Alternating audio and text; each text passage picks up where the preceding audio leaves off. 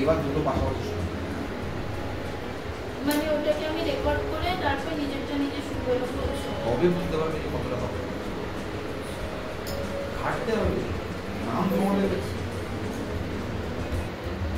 কিসে কিসে প্রবলেম আছে